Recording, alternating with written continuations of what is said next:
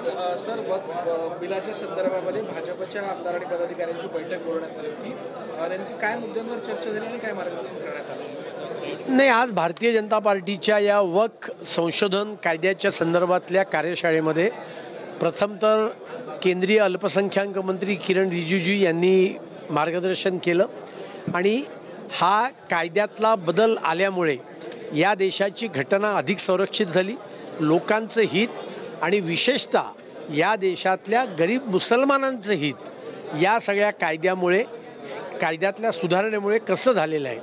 त्याचबरोबर बोरा समाजातले मुसलमान असतील, अन्य बाकी मुसलमान असतील, पसबंदी मुसलमान असतील, महिला असतील मुसलमान, या सगळ्यांचं या कायद्यातील सुधारणेमुळे काय काय त्यांचं भलं होणार आहे याच्याविषयी त्यांनी मार्गदर्शन केलं।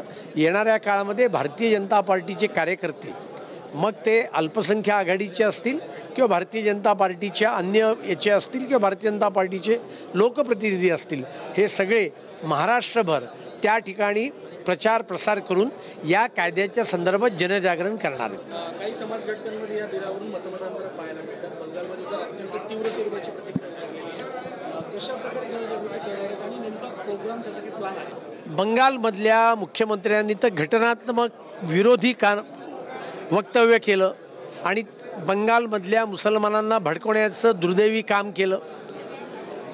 पार्लमेंटने कायदा पारित केल्यानंतर ममता बॅनर्जी म्हणतात की हा कायदा मी पश्चिम बंगालमध्ये लागू करणार नाही, हे घटनाविरोधी वक्तव्य आहे। आणि या मुद्द्यावरनं सुद्धा जसं CAAच्या कायद्यावरनं राजकारण केलं गेलं, या देशातल्या सर्वसामान्य गोरगरीब मुसलमानांची माथी भडकवण्याचा प्रयत्न विरोधकांनी केला होता, तसाच प्रयत्न यावेळेला असं करतायत। पण वक्फ बोर्डातल्या संदर्भातला कायदा हा या देशातल्या गरीब मुस्लिमांचं भलं करण्याकरता आहे। हे याचा प्रचार आणि प्रसार येणाऱ्या काळात आम्ही अधिक जोमाने करू।